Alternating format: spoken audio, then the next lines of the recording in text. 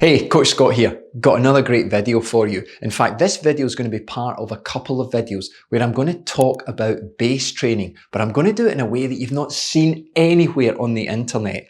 I'm not going to tell you that there is conflict between high volume, low intensity and high intensity, low volume training, how you're going to pitch your workouts, because at the end of this video, I'm going to give you access to a training plan that is amazing. 12 weeks of it. And if you stick around, I'll give you a coupon code that gets you 50% off it. But what I want to do in this video is actually develop your mindset along with your physical capability to let you understand that most of you, you're actually failing before you turn up. You're actually setting yourself up to fail with 99% of base training programs. And I'm going to give you some reasons why. Okay, the first thing, I want to ask you a question, and you can comment on this if you want. Put it in the comments now. Are you training to get fit? Yes or no? That's a daft question, Coach. Of course I am. But what if I was to flip that and say, hey, are you training to get healthy? Well, of course I am, Coach, because if I get fit, I'll get healthier. Okay then, so you've done a hard training session. Do you understand the concept of recovery? Why do you need to recover? Well, because I'm tired. You need to recover because you caused damage to the system. You've created extra inflammation in your body. You need to absorb that through your immune system working a little bit harder. It scoops up all those waste materials, metabolites. It fixes everything that you've broken in the training session. And then you go on to the next one. Make sense? Yeah. So when you train, you actually make yourself unhealthy. Now, okay, I'm being a little bit flippant because if we recover very well, you will get stronger and stronger. But the whole concept is very few people set out to get healthy. They see health as a byproduct of fitness. But let me tell you this, fitness is a byproduct of being healthy. Because if you can improve your health, both physically and mentally, you will turn up every day. You will make sure that you train in a way that you can absorb it, recover from it, and move on. Let's face it, even the greatest cyclists in the world, runners, swimmers, 90% of their annual training is done in zones 1, 2, and 3. They turn up every day and train in a way that allows them to absorb and progress. And then when competitions come around, they will dial into 4, 5, 6, 10 weeks of hard training. And then they will let that slide and they will go back to their maintenance work. So why is it most amateurs compare their base training to what the pros do? Why do most videos do that? It's nonsense. It's bullshit. Okay? So I want you thinking about your health. So when you turn up, you understand that every pedal spin is going to improve your health. What we will say is exercise to get fit. Once you've got a level of fitness, then train to improve your performance. So there are phases. It would take the average person 4 to 6 weeks of gentle progressive exercise to recruit the key fibers in their muscles during that pattern of behavior in terms of what the muscles have to do for it to be fully activated. Are you prepared to waste 4 to 6 weeks spinning? Will your ego take that? No, it won't. So what you will do is probably enter into harder training far too soon. And that's the problem with most base training programs. So let me tell you this. You are already also failing because you're not able to turn habit into long-term behavior. What you are doing is you're creating a hurdle and not a habit. Do you get that hurdle? Scottish people kind of roll our R's. And that hurdle will stop you. And you can answer the question now. You can put a comment in. Do you train because you like to, because you can, or do you train because you have to? Because it's driven in a bit of paper. It's in your plan. Oh, I've got to find time for that training session. And you're rushing about all day. That's bullshit. You've created a hurdle and not a habit. So that first phase of softer spinning in zones 1 and 2 and a little bit of 3, maybe for 4 weeks, that allows you to dial in, hey, I can train on a Monday. Tuesdays are a bad day for me. Nope, got to get my nails done. Okay, Wednesdays are better, but as long as I get it done by that time, because I find I'm chasing it later on in the day, you've got to create the habit.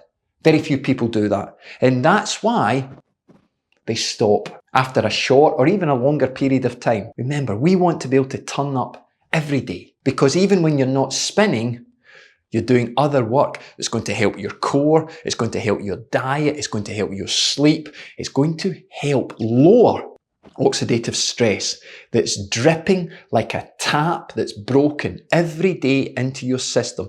And that oxidative stress builds up inflammation, and you can't cope with that inflammation. Why? Because you've got to train. You've got to train every day. You've got to train like a pro. Oh, I've only got these amount of hours. I need to be able to get this volume done, this intensity done. No, that's not the way it works. And that leads me into the next thing. The very thing that you think you've got an advantage over is the very thing that's destroying you.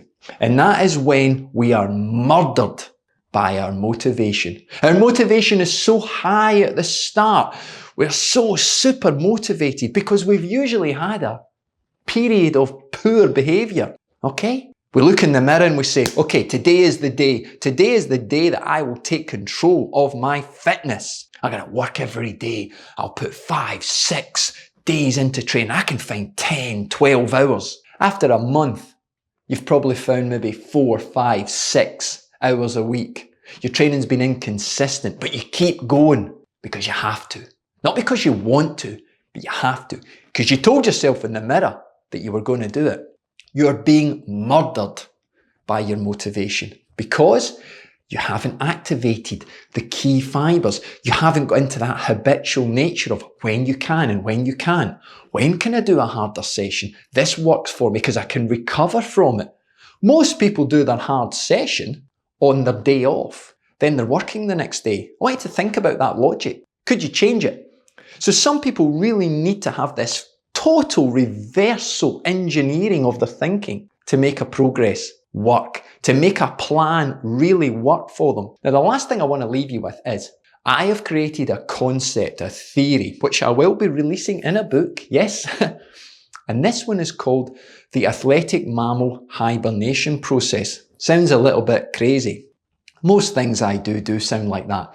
But I want you thinking about the changes that you make seasonally.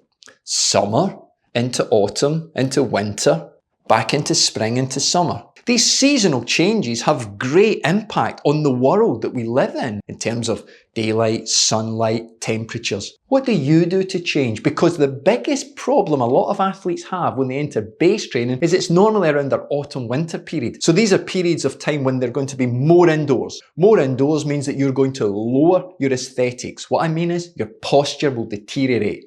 What are you going to do about it? It also means that their breathing is different. Yeah, you're indoors more, so you're breathing different types of air in terms of pollution. Some of you might argue, well, indoors is a lot cleaner than it is outdoors, but not for everybody. The other thing is your circulation changes because by being indoors more, you expose your skin less to daylight or sunlight. And even when we go outdoors, we're more covered up. And this has a direct impact on our neural system.